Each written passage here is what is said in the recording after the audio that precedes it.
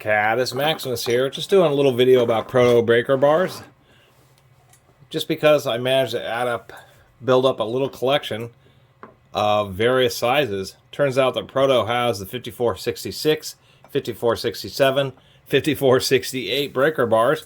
And as we can see, put them all together here. I do have a carbon finish one, which is a 5466S. Anyway, turns out that Proto has made various linked breaker bars. Scoot them down this way a little bit. I thought that was kind of interesting. There's really like stubby breaker bars like these 5466s. Now this old chrome one is actually a very old one from like the 60s, I believe. This is an old Proto Los Angeles version. And then of course we have the 5466S, which is the carbon finish version. One thing I was noticing is if we look at the length of the anvils here, they're a little bit stubby. They're just fine, but they're slightly stubby if we compare to this, which this is a much more modern. You know that it's a modern Proto when it actually has the word professional on it.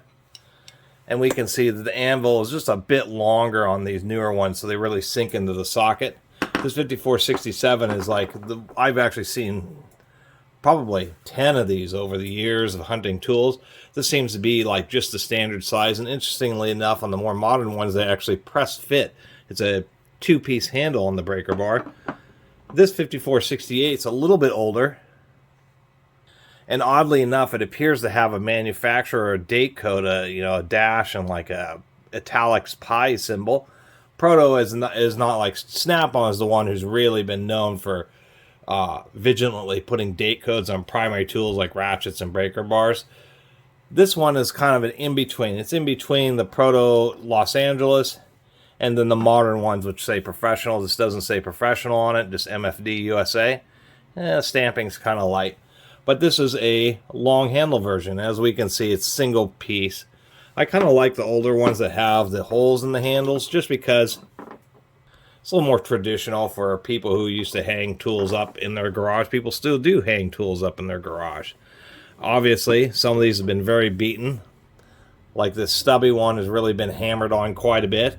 And you can kind of understand why it is stubby.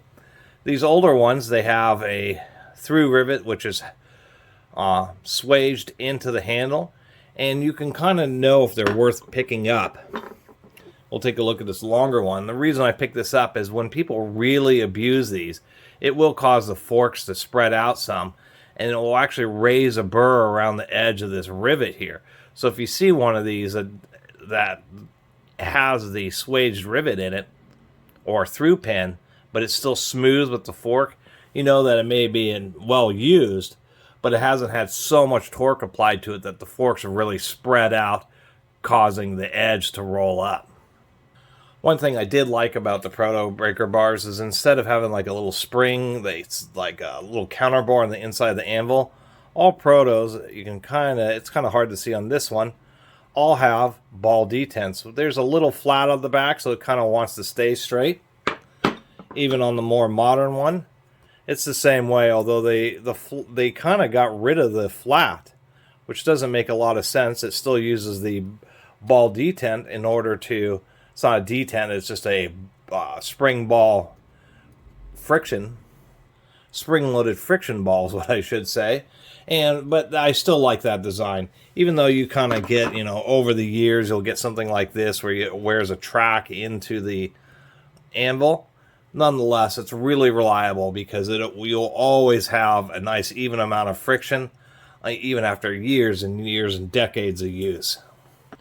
Where the ones where they have the springs and the sides, those springs can get compressed, and I certainly, at least people who have owned more of the tool aficionados in my channel, or who view my channel, certainly have run into breaker bars that have really floppy anvils. So I'll give credit to Proto for that, because regardless of how much use or the age, all these still have a nice amount of friction on the anvils themselves.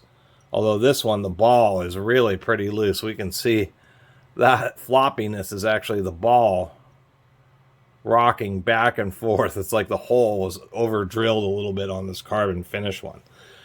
So I don't know if the S is what really designates carbon finish or industrial finish versus chrome on these Proto breaker bars.